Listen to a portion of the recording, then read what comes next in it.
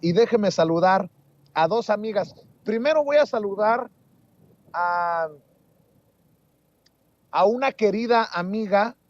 La voy a recibir con las mañanitas. Si no tiene por allá el presidente Andrés Manuel López Obrador, búsqueme las mañanitas, por favor, porque tuvo pastel, tuvo fiesta, estuvo de manteles largos y no nos invitó Renata Turrent.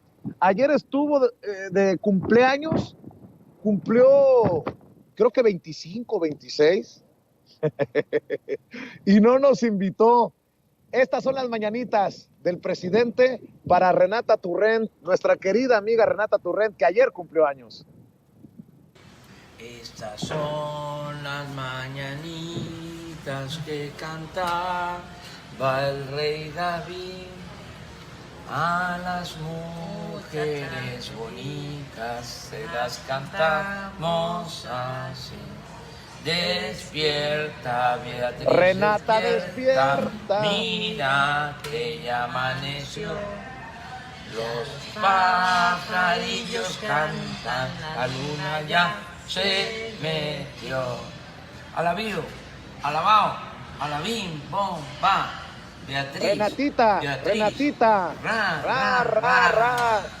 Y bueno, pues así saludamos a la querida Renata Turrent, asesora en políticas públicas, analista, conductora de espacios en Capital 21, el canal de la Ciudad de México, y orgullosamente amiga de esta familia sin censura. ¿Cómo estás, Renata? Me imagino que estuvo sabrosa la fiesta. Mala, no nos invitaste. No, esta fue la fiesta más linda. Ayer la verdad que no tuve mucha fiesta, solo fui a comer y por un helado con mi hija, entonces por eso no los invité, porque no hubo nada.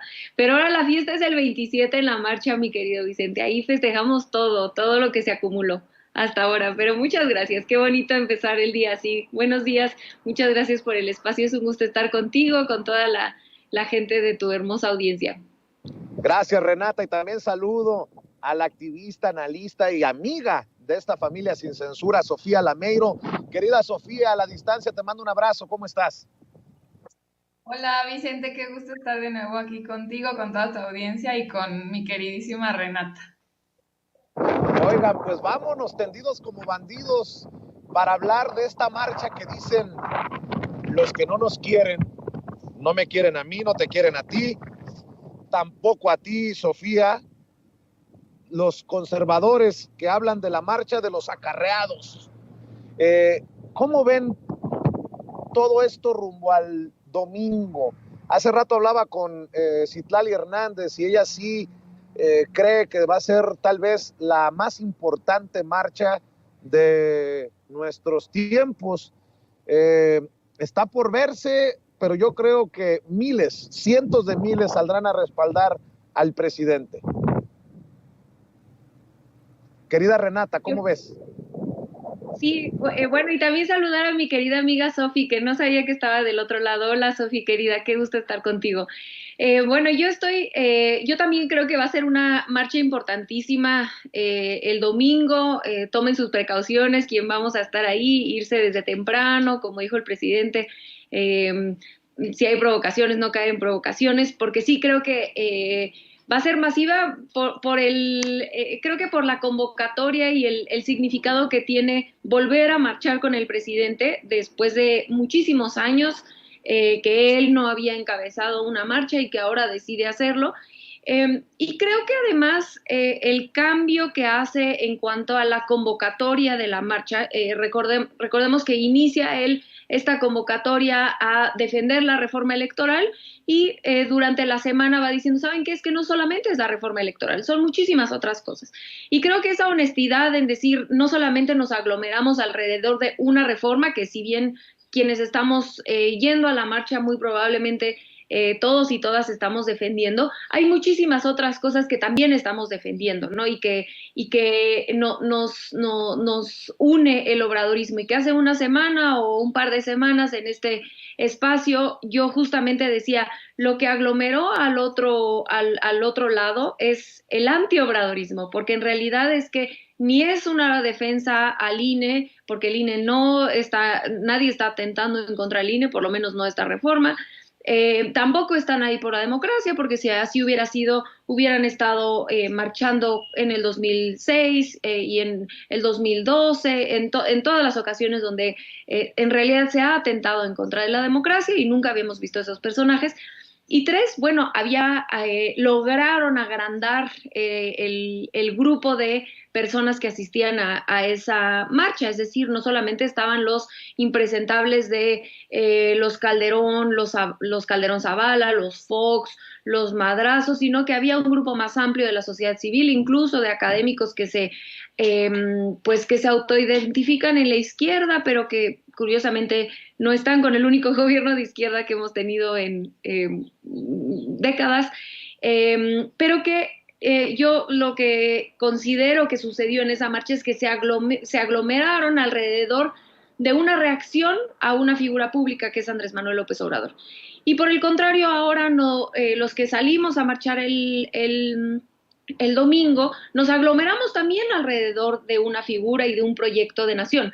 Creo que la diferencia aquí, hay similitudes en cuanto a que todos nos aglomeramos alrededor, ya sea a favor o en contra de un solo personaje político, López Obrador, pero la grandísima diferencia entre un grupo y otro es que de un lado se defiende un proyecto de nación que cree en la distribución de la riqueza, que cree que primero que para la paz es fruto de la justicia, que cree que primero van los pobres para que podamos tener una nación de bienestar, que cree en la soberanía, que cree en la educación pública, en la salud pública, en la recuperación del Estado, que está en contra de la discriminación, del racismo, del clasismo, y por el otro, y agrego además, porque sé que ahorita además es un tema que vamos a tocar, es un grupo organizado muy importante de feministas que estamos con el presidente.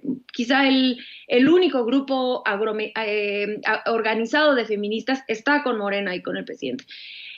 La diferencia radical con el antiobradorismo es que no existe un proyecto de nación más allá de la restauración del neoliberalismo que aglomera al otro lado. Entonces, sí considero que será una marcha muy bella, muy alegre, de mucha, pues quizá nostalgia, porque no sé si sea la última vez que el presidente vaya a marchar, y eso pues por supuesto es nostálgico, pero definitivamente algo muy poderoso para quienes creemos en este proyecto de nación y demostrarlo con amor, alegría y sin esas consignas de racismo, clasismo, que yo sí hago un llamado a todos nuestros compañeros, compañeras, pues que pensemos en que esa es una de las lecciones más grandes de esta revolución de las conciencias, y es que no hay lugar para ese tipo de discriminaciones, de racismo, de clasismo que vimos del otro lado, de este lado, pues puro amor y acompañamiento, mi querido Vicente y mi querida Sofía. Así es, agregando a lo que está mencionando Renata, Sofía, muchos catalogan esta marcha como la del ego del presidente Andrés Manuel López Obrador, pero buscan desestimar el gran impacto que creo yo tendrá hacia el futuro, porque en el 2024 el presidente se retira, y si retoma la gente del movimiento, la gente que quiere la transformación, las calles, ahí es donde están en aprietos en la oposición, y creo que esa es la gran intención del presidente, de recordarle a la gente, de recordarnos lo importante que es mantenernos en la lucha, que no se cristalizó necesariamente con la elección de Andrés Manuel López Obrador como presidente, ni que acaba con su mandato en el 2024. No sé cómo lo veas, Sofía. Sí, a mí me parece que esta marcha va a ser una marcha sin precedentes, ¿no? No solamente es la celebración del cuarto informe de gobierno del presidente, que cabe recordarle a la oposición que en los 3 años que ha dado un informe nos hemos aglomerado en el Zócalo para celebrar la toma de protesta del presidente y la alegría que nos causa. Y pues bueno, va a ser una sin precedentes porque es no solamente la celebración de los 4 años de gobierno y de grandes avances que hemos hecho en este gobierno, y como ya mencionaba Renata, pues es también hacerle frente a estas expresiones que hemos visto del racismo, el clasismo e incluso el machismo, y que tanto daño le han hecho al país, ¿no? Creo que esto es también una forma de demostrarle a la población que hace falta seguir y continuar con la organización porque estas muestras, estas fuerzas políticas de la extrema derecha no dejan de existir en el país, ¿no? Creo que esta es entre una reflexión y también, como tú mencionabas, pues una forma de llamar a la gente a que siga activa, a que siga en las calles, a que no crea y que creo que muchos y muchas lo tenemos bien presente, que no se acaba con el triunfo del presidente o igual el triunfo en el 2024, porque todavía nos quedan muchas más cosas por hacer. Apenas ahorita empezó la transformación de México en el 2018, pero vamos a continuarlo y creo que eso es una de las cosas más importantes, ¿no? También creo que es una forma de evitar que se estanque el movimiento, ¿no? A los compañeros y a las compañeras les hace falta también recordar que las calles son también una forma de hacer presencia, pero también de concientizar a la gente que esté viendo, ¿no? De hacerles ver que hay una gran cantidad de apoyo a esta transformación y también de comunicar, ¿no? También las marchas sirven para eso, para comunicar, para dar un mensaje y hacerle frente a, pues, ciertas cosas que hemos estado viviendo en el país, ¿no? A mí me parece que va a ser, pues, súper importante ver que haya tanta gente de tantas partes del país, que seguramente la cobertura de los medios, pues, tradicionales vamos a ver esto de que venimos en camión, que venimos de otros lados del país, que somos acarreados, pero se les va a olvidar que hemos hecho eso desde hace mucho tiempo, no por querer tener un viaje a la Ciudad de México o porque querramos lonche, sino porque estamos convencidos de que los principios y los ideales que hemos aprendido en el obradorismo, como son la igualdad, la democracia, la justicia social, es algo por lo que queremos luchar y por lo que luchamos todos los días, incluso a pesar de que se haya ganado el gobierno federal en el 2018. Seguimos luchando porque haya democracia en el país, porque haya justicia social, porque haya igualdad en todos los rincones de nuestros territorios y que sigamos pues encontrando nuevas formas de representar a la gente y de mejorar el país, ¿no? Porque al final nuestros principios y nuestros ideales nos lo han demandado y lo vamos demostrando conforme vamos transformando el país, ¿no? Así es. Oigan, por cierto, de llamar la atención que sigan tan interesados los medios extranjeros, los medios internacionales en las campañitas en torno a Andrés Manuel López Obrador. De hecho, el presidente dice en la mañanera que es timbre de orgullo que el New York Times, el Washington Post lo calumnien. Y creo que se ve muy mesurado el presidente cuando habla de calumnias. Es toda una campaña desde este Washington Post en el que escriben los León Krause y los Carlos Loret de Mola, y en el Washington Post en el que hablan de si México ya va rumbo a la venezolalización. Bueno, por ahí va la cosa, mi querida Renata Turrent. Totalmente. No, a mí me gustaría tratar de responder esto recordándole a la gente que el New York Times fue de los medios de comunicación internacionales que estuvieron defendiendo y aplaudiendo y matizando la invasión, múltiples invasiones que ha hecho Estados Unidos, ¿no? Ellos estuvieron a favor de la guerra de Irak. Entonces no sorprende que tengan un enfoque, una línea editorial intervencionista, ¿no? Lo que pasa es que Estados Unidos tiene una estrategia de política exterior distinta dependiendo con el país con el que esté tratando. Es claro que su intervencionismo en Medio Oriente o en otros países del mundo va a ser muy distinto a con su país vecino, que es México, ¿no? Entonces, eso no significa que Estados Unidos no haya intentado toda la vida intervenir en nuestra política interna. Eso es obvio que lo hace, todos lo sabemos, no siempre lo ha hecho. Y que por primera vez en décadas existe un presidente que abiertamente dice, a ver, podemos negociar, somos vecinos, somos naciones amigas, tenemos muchos intereses en común, no nos vamos a pelear, por supuesto, con Sansón a las patadas, pero somos una nación soberana y necesitamos que respeten nuestra soberanía energética, nuestras decisiones de seguridad pública, nuestras decisiones de política interna. Y eso no le ha gustado a los gringos porque llevan, en específico en el periodo neoliberal, teniendo una injerencia en la política interna mexicana tremenda.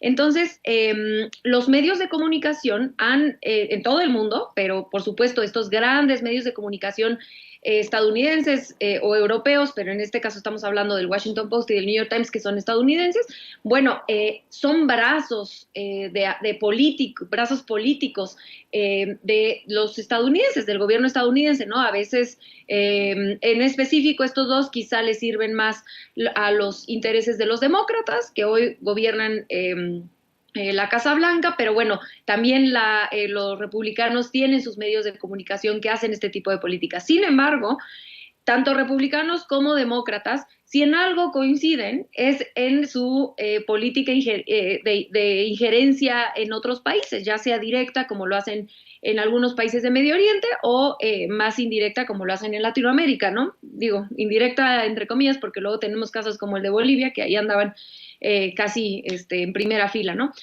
Pero bueno, si en algo logran coincidir los demócratas y los republicanos es en esta política pública de tratar de estarse metiendo en los asuntos internos de todos los países, y no sorprende que el Washington Post o el New York Times lo hagan, sobre todo, repito, cuando tienen un historial de haber defendido invasiones militares en otros países, ¿no?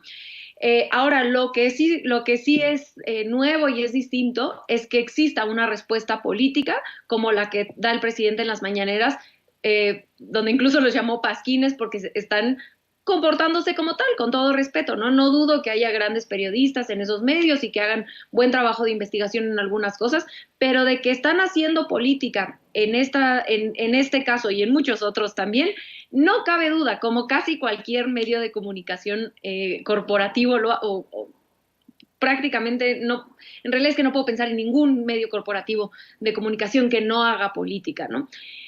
A mí lo único que a mí me gustaría agregar en este punto, más allá de el gusto que me da ver a un presidente defendiendo nuestra soberanía y nuestras decisiones de política interna con grandes medios de comunicación que tienen presencia en todo el mundo, es que sería muy bueno que estos medios de comunicación, así como son relativamente transparentes o transparentes, y eso es algo que yo le reconozco a los medios estadounidenses, en decir, nosotros le llaman el endorsement en Estados Unidos, nosotros estamos incluso en las primarias, ¿no? En las elecciones primarias de los demócratas, dicen, me parece que el New York Times el año pasado, cuando hubo elecciones internas de los demócratas, estaba con Elizabeth Warren, ¿no? Una de las candidatas, ni siquiera estaba con Joe Biden. Entonces son muy transparentes en qué candidato o candidata están apoyando, y bajo esa premisa de transparencia, pues ellos hacen su línea editorial, y eso me parece muy sano para una democracia. Ahora, ojalá que también lo hicieran con otros temas, ¿no? Y que también dijeran, nosotros estamos abiertamente por una política intervencionista de los Estados Unidos porque creemos que es mejor que Estados Unidos domine el mundo de la manera en la que lo ha hecho a que la acabe dominando China. Perfecto, puedes estar a favor o en contra, pero por lo menos uno ya sabe en qué línea editorial se están parando en cuanto a política exterior, y no se está leyendo esto desde otros lados del mundo como si fuera un reportaje meramente periodístico y no una intervención política por parte de un gran medio de comunicación que tiene presencia en todo el mundo. Entonces, ojalá que tuvieran esta honestidad, pero sí recordarle a la gente que tanto en México, así como funciona el Universal, el Reforma, así funcionan también los medios de comunicación allá. Lo que pasa es que son medios de comunicación que tienen presencia en todo el mundo, y entonces no solamente tienen posturas políticas y hacen política en Estados Unidos, sino también en otros países. Entonces, como tú ya bien decías, no es casualidad que en el Washington Post escriba Loret de Mola, de repente me parece, pero que León Krause tiene ahí su columna constantemente, etcétera. Hay que leer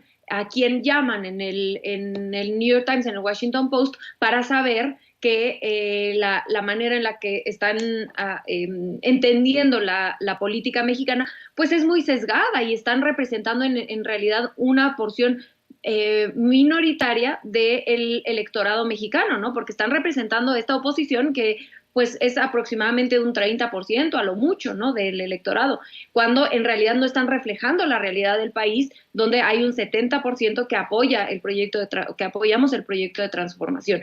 Entonces eso me parece muy deshonesto. Y yo nada más para cerrar les voy a dar un ejemplo. Hace un tiempo tuve la oportunidad de que escuché un podcast que es, la verdad es muy bueno, del New York Times, que se llama El Daily, y yo lo escucho para saber un poco lo que está pasando en Estados Unidos, en media hora donde te explican el tema más importante del día. Hicieron cuando estaba echándose para atrás Roe versus Wade, que era fallo de la Suprema Corte donde permitía el aborto a las mujeres y lo estaban echando para atrás, hicieron un reportaje de unas organizaciones de la sociedad civil en Guanajuato, aquí en México, que ayudaban a las mujeres a ya sea venirse acá a México o les enseñaban cómo tomarse el misoprostol para abortar. Y si bien creo que el reportaje está muy bien hecho y todo, pues yo les escribí a decirles, está muy bien su reportaje, pero también sería importante que mencionaran el modelo de aborto que se hace en México, ¿no? Que es gratuito, seguro, no se ha muerto ninguna mujer, etcétera. Y sí me contestaron, no sé por qué, pero sí me contestaron, y yo tuve la oportunidad de hacer la traducción. Y ya que entrevistaron a la secretaria de salud de aquí de la Ciudad de México, que es el modelo pues más antiguo de interrupción legal del embarazo y más exitoso, y se ha usado no solamente en otros estados de México, sino en otros países de Latinoamérica, etcétera. Y para mi sorpresa, cuando leo después la traducción, pues sí mencionan algunas cosas importantes, pero siempre como tratando de cuidar, no, digamos, reconocer el trabajo tan importante de apropiación de derechos y sobre todo de rectoría de la salud pública que se tiene aquí en la Ciudad de México y en otros estados donde gobierna Morena, y donde se está dando este servicio de manera gratuita y de manera segura. Un poco me pareció curioso que a pesar de que la doctora Oliva, que es la secretaria de Salud de la Ciudad de México, insistió en la importancia de la recuperación del Estado, de este proyecto de la 4T, esa parte no fue incluida, ¿no? Entonces, nada más un poco como para ejemplificar que los medios de comunicación de otros países, pues claro que también tienen sus sesgos políticos y que hacen política con sus medios de comunicación. También hay que decir que hay que prepararnos para lo que se viene, mi querida Sofía, porque el presidente hoy en la mañanera confirma que en los primeros días de enero del próximo año vendrán a México Justin Trudeau y Joe Biden, y pareciera que el modus operandi es no han aprendido a leer al presidente Andrés Manuel López Obrador y asumir que no les ha funcionado, pero quieren ablandar a periodicazos al presidente a la hora de las negociaciones, solo porque soy muy mal pensado, lo dejo sobre la mesa, querida Sofía Lamero. Sí, por supuesto, y además llama mucho la atención que le quieran dar periodicazos con medios que tienen un corte editorial, como ya explicaba perfectamente Renata, que es muy claro, que es obviamente opositor a cualquier tipo de soberanía de los países latinoamericanos, pero que le quieran dar periodicazos al presidente que tiene mayor aceptación en todo el continente americano, ¿no? Incluso más que la de Joe Biden, y no digamos la de Justin Trudeau, que de por sí ya está en los suelos, está súper decaída su credibilidad, su aceptación en Canadá. Y bueno, Joe Biden no ha tenido una amplia aceptación incluso por aquellos que se identifican en el lado demócrata, sus acciones no han respondido tanto, ¿no? Creo que también es interesante que la oposición, a mí me parece sospechosamente, aparecen estos siempre artículos de opinión que se dan publicidad por todos los medios y todos los elementos de la oposición o de los medios tradicionales, y es que pues se les olvida que en Estados Unidos también hay un interés por ganar el electorado mexicano, ¿no? Y ese electorado mexicano mayoritariamente está a favor del presidente, ¿no? Se ha demostrado también en encuestas que la población mexicana que es residente en Estados Unidos está a favor de Andrés Manuel, del presidente, lo acepta y están contentos con las políticas que ha implementado el gobierno del presidente, el gobierno federal, y pues ya les ha hecho un par de veces pues no la advertencia, pero sí el comentario de decirles que pues tanto republicanos como demócratas pues deben de empezar a respetar y aprender a respetar las decisiones que hace México, que además pues es México con el respaldo popular, o sea, no es cualquier cosa, no es como antes que solamente era el gobierno y la élite mexicana de la política, sino es el gobierno de México con un respaldo popular que no es poca cosa, ¿no? Entonces creo que este elemento se le olvida a la oposición y llama mucho la atención porque pues creo que se enfocan en hacer este tipo de presiones antes que en convencer pues a un electorado o a la población de que lo que proponen pudiera ser benéfico o no, ¿no? Y creo que esto llama también mucho de cómo ellos deciden operar y cómo deciden pues manifestar sus expresiones políticas, ¿no? Mi querida Renata, mi querida Sofía, en la última ronda para cerrar esta mesa de diálogo, no sé si ustedes lo leyeron de la misma manera, pero hay algunos que consideramos que, híjole, hubo un intento de sembrar la idea de que el presidente Andrés Manuel López Obrador no está haciendo lo suficiente para proteger a las mujeres. Una reportera por ahí le reprochó al presidente Andrés Manuel López Obrador que siga aumentando la violencia contra las mujeres, y sé que es un tema que a ustedes les interesa, les importa y les ocupa. Renata, ¿tú qué piensas de esto que se dio en la mañanera?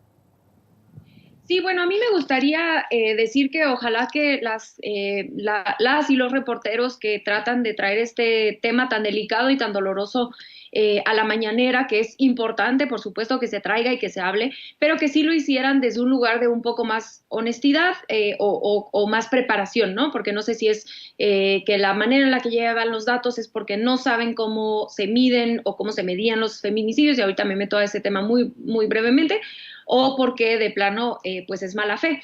Pero a mí me gustaría decir dos datos importantísimos. El primero es que no fue sino hasta 2018, marzo de 2018, que en la Secretaría de Seguridad Ciudadana, Secretaría de Seguridad Pública en ese momento, se homologó la manera en la que se recogían los datos de las fiscalías locales para recuperar o para aglomerar los datos de feminicidios. Recordar que los feminicidios son delitos que se persiguen, se investigan, se castigan a nivel local, no a nivel federal. Entonces, lo que sucede es que las fiscalías locales envían la información a al secretariado para que se aglomere toda esta información y después se pueda publicar.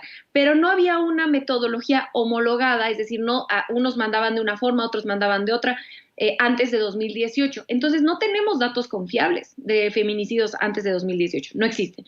Otro dato importantísimo, no fue hasta 2020 que todos los estados de la República tipificaron el delito de feminicidio como tal en sus códigos penales locales.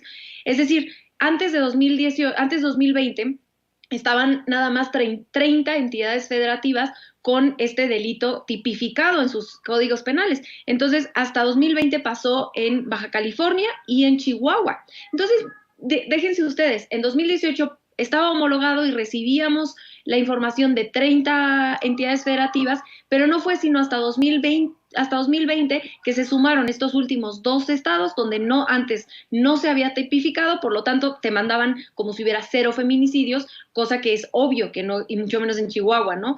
Que no existía, bueno, en ningún estado en realidad, desgraciadamente.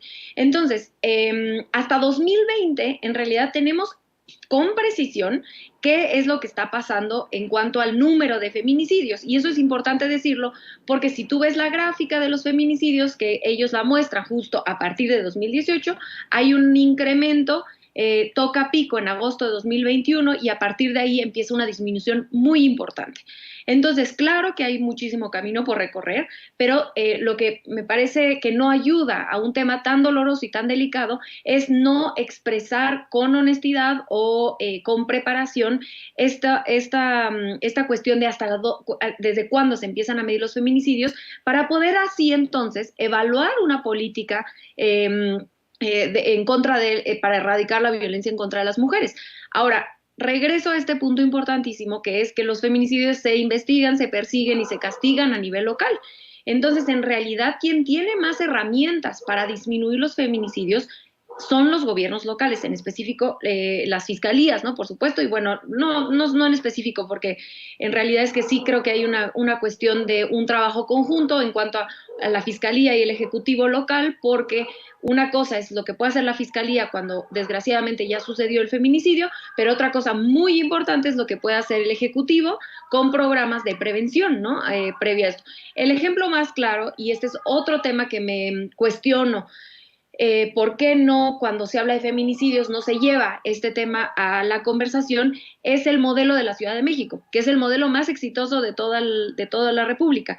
En realidad es que tendría que ser un tema, y yo me disculpo porque siempre parezco yo caja repetidora, pero es que en verdad lo que ha hecho la Fiscalía con las abogadas de las mujeres, la fiscal de aquí de la Ciudad de México, Ernestina Godoy, en colaboración con el Ejecutivo de Claudia Sheinbaum, es tener abogadas de las mujeres, y desde el Ejecutivo se abre una alerta de género que es autoproclamada, no es esa alerta de género de gobernación, que con todo respeto no ha funcionado en ninguno de los estados donde está abierta, y esta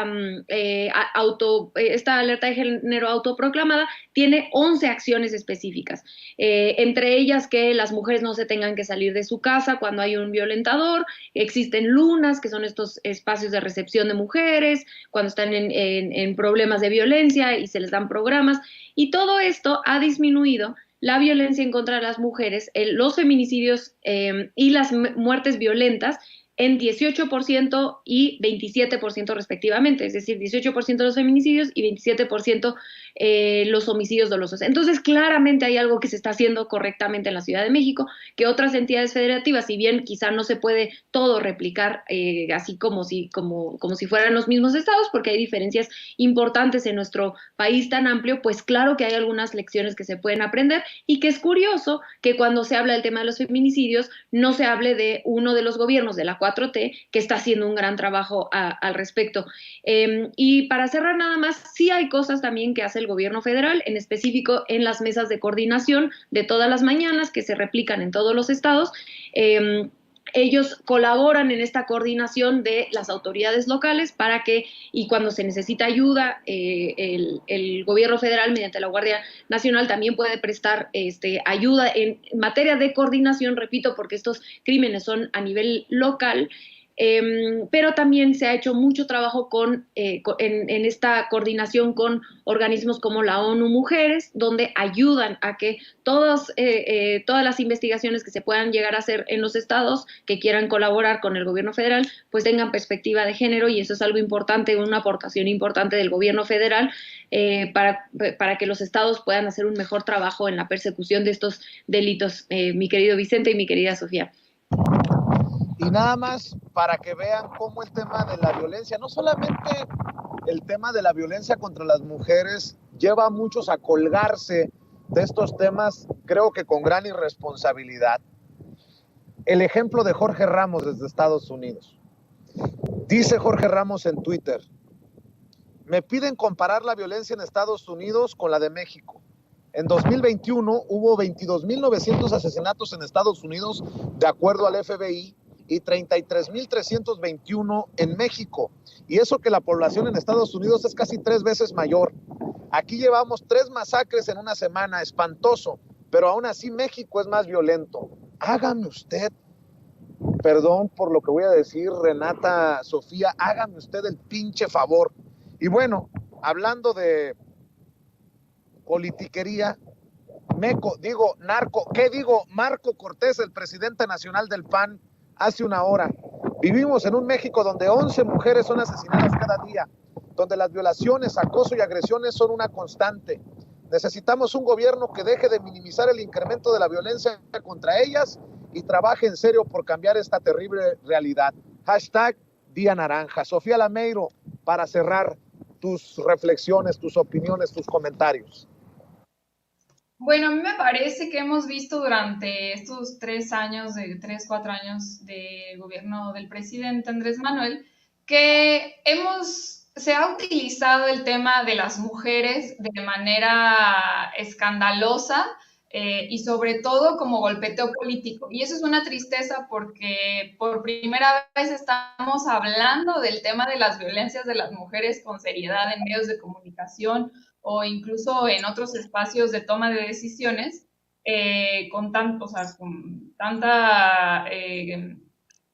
pues que se habla más, ¿no? Pero se usa simplemente para el golpeteo político, lo cual me parece que es una tristeza porque no se está buscando con la seriedad suficiente las posibles soluciones, ¿no? Por eso vemos estos casos de, por ejemplo, Marco Cortés, queriendo hablar y defender a las mujeres cuando su partido político y uno de sus presidentes inició una guerra contra el narco que no solamente elevó el número de asesinatos, desapariciones y desastres de seguridad en el país, sino que también afectó considerablemente la vida de las mujeres, ¿no? Obviamente se aumentaron también los feminicidios y no hablemos también de lo que sucedió con el tema de las desapariciones, la prostitución, la trata de blancas que hubo en México y que aumentó gracias a la guerra contra el narco, ¿no? Entonces, pues bueno, es una pena que veamos este tipo de uso político del tema de las mujeres con los diferentes actores de las fuerzas políticas de México, pero creo también vale la pena hacer una reflexión, al menos por parte del movimiento feminista, sobre a quién le corresponde qué cosa, ¿no? Y esto es importante que se haga desde el movimiento feminista, porque también nos da dirección para hacia dónde tenemos que generar nuestras demandas y también identificar qué es lo que está fallando en la estrategia para atender la violencia contra las mujeres, ¿no? Para mí es sumamente importante que, pues como ya habló Renata, se identifique que sí hay una estrategia por parte del gobierno federal para atender los feminicidios. Esto es importantísimo, el tema de que se homologue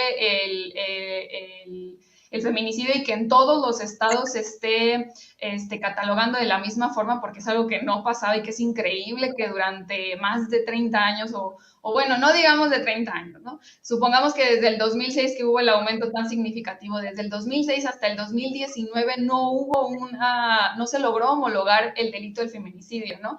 Y no es cosa menor, ¿no?